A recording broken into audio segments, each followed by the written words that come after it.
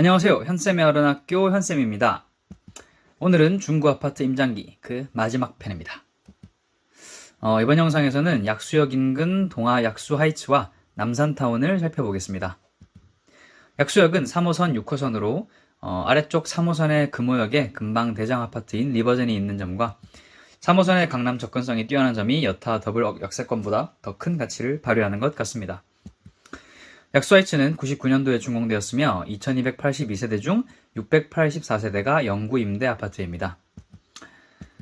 전체 세대 중에 30% 정도가 영구 임대로 향후 아파트 가치 상승에는 일정 수준 한계가 있을 것 같습니다.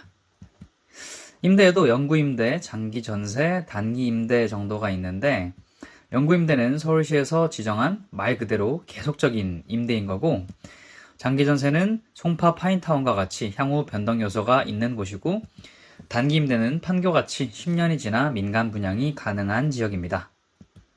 약수역 일대 대단지인 남산타운 또한 영구 임대 물량이 많아 영구 임대 비중이 큰 부분은 이 지역의 특징이라고 볼 수 있을 것 같습니다.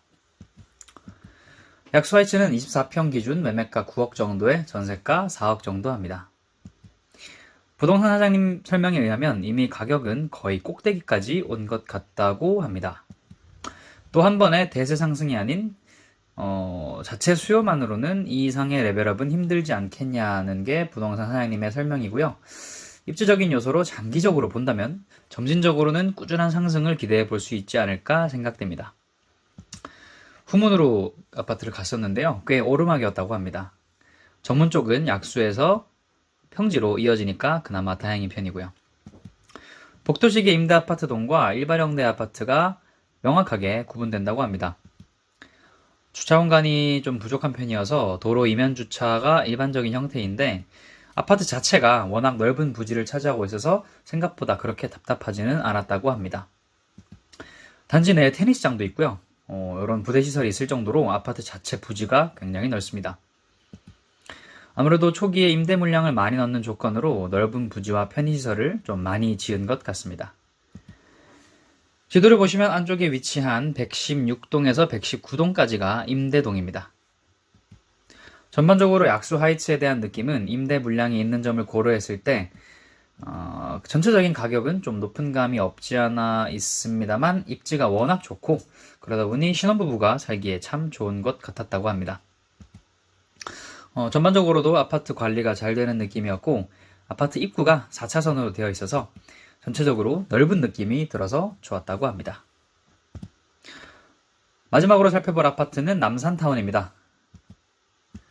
아파트 정문에서 약수역까지 제3출입구까지 시장을 끼고 대략 한 4분 정도 걸리는 아주 가까운 거리에 여기 위치하고 있고요.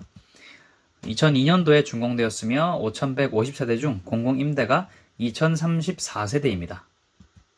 5000세대 이상 아파트는 굉장한 대단지로 예를 들어서 투표권으로만 봐도 대략적으로 가구당 2표씩 투표했을 때 총 1만 표가 나올 수 있는 곳입니다. 선거를 포함해서 이 단지의 영향력은 실로 막강할 수밖에 없겠죠. 이와 동일한 이유로 1만 세대의 헬리오시티, 5000세대의 잠실, 엘리트 파레 및 파인타운까지 대단지 아파트는 필연적으로 그 해당 지자체에서 그 아파트 주위 발전에 신경을 쓸 수밖에 없는 구조입니다. 그래서 그런지는 모르겠습니다만 남산타운 아파트는 이미 서울시 시범 리모델링 사업에 선정되어 있는 아파트입니다. 남산타운은 25평 기준 8억 5천에 전세가 4억 4천 정도 합니다. 남산타운의 경우 임장 당시 실제로 25평짜리 집 내부 구경도 할 수 있었다고 하는데요. 아까도 말씀드렸지만 5000세대 수준의 대단지 아파트가 서울 전체로 봐도 그리 많은 편은 아닙니다.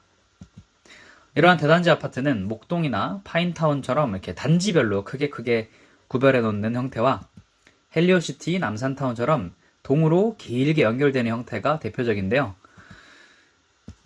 각각 장단점은 있습니다만 똑형은 개인적으로는 단지별로 구분되어 있는 것이 관리 측면이나 객관적 이해 차원에서 조금 더 좋은 것 같다고 합니다.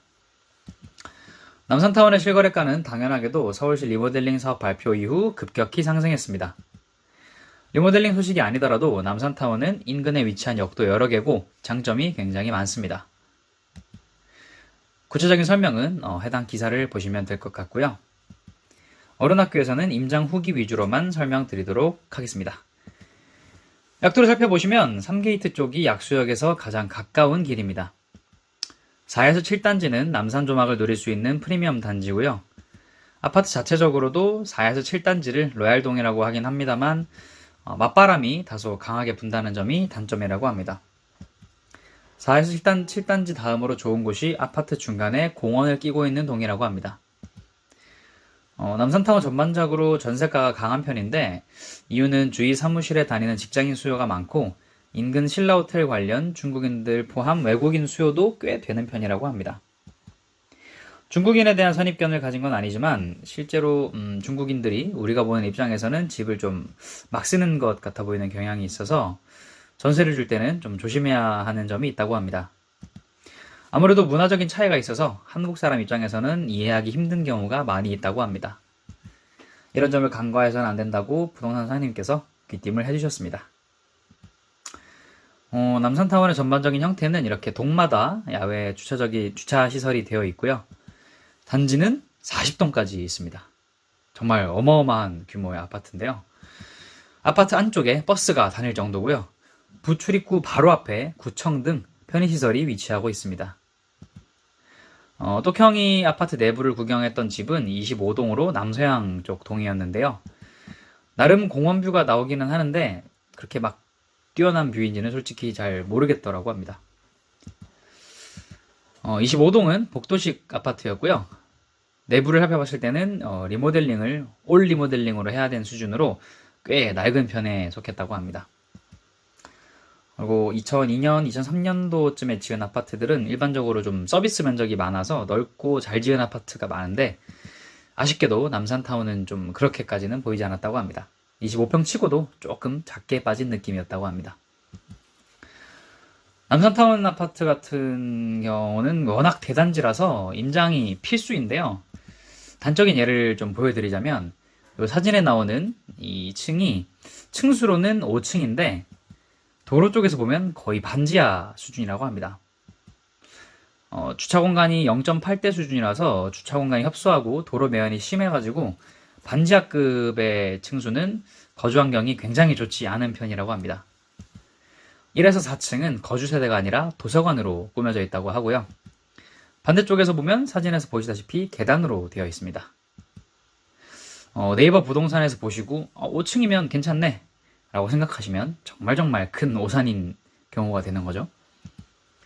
앞에서 설명한 것과 같이 남산타워는 서울형 리모델링 대상에 선정되었고 실제 진행사항은 현재는 조합 설립을 했고 진행률은 한 30% 정도 진행되었다고 합니다. 외부에 알려진 것보다 실제로는 아직 한참 진행이 많이 남은 상태라고 볼 수 있는 건데요. 앞에서 이야기한 남산 조명을 보기 위해서 4동 임장을 이어서 계속 살펴보겠습니다. 남산뷰를 기대하고 갔지만 실제로 보니까 생각보다 좀 아쉬웠다고 합니다. 사진은 18층 꼭대기 복도에서 본 뷰인데요. 집 안에서 보면 느낌이 좀 다를 것 같았다고 합니다. 반대쪽은 또 일반적인 그냥 도심뷰였고요. 좀 무난해 보였습니다. 그래도 다른 동 대비는 확실히 로얄동의 뷰가 더 좋은 것 같습니다. 여기서 다시 한번 임장의 중요성을 느끼는 것이 로얄동이라는 4동도 이렇게 한쪽은 푸른 공원뷰지만 다른 쪽은 복도식이라서 참 특이한 아파트였다고 합니다. 같은 동인데도 이렇게 앞뒤 뷰가 크게 차이나는 아파트는 처음 본 것 같았다고 합니다. 물론 3호선 라인을 따지자면 금호역이 가장 좋긴 합니다만 대안으로 볼 수 있을 만한 지역으로 약수역 근처의 남산타운 등을 꼽을 수 있을 것 같습니다. 매매 전세 갭이 4에서 5억 정도 되는 지역으로 투자 측면에서도 나쁘지 않을 것으로 보이고요. 입지적으로도 절대로 빠지지 않는 곳이니까 앞으로의 행보가 기대되는 상황입니다. 네, 그럼 남산타운 아파트를 마지막으로 이번 중구 임장기 시리즈는 마무리하도록 하겠습니다. 남산타운과 같은 대단지 아파트를 임장하는 것은 흔한 일이 아니어서 또 새롭고 배우는 부분이 많았다고 합니다. 이번 영상도 많은 도움 되셨기를 바랍니다. 자, 그럼 이번 영상에서도 궁금하신 점이나 앞으로 이런 내용을 다뤄주었으면 좋겠다는 내용이 있으신 분들은 댓글이나 어른학교 카톡방에 들어와서 질문해 주시면 감사하겠습니다. 주소는 이렇게 되고요. 입장 비밀번호는 첫 영상 업로드 날짜인 190328입니다. 좋아요, 구독하기 많이 많이 눌러주시고요. 그럼 다음 영상에서 만나요.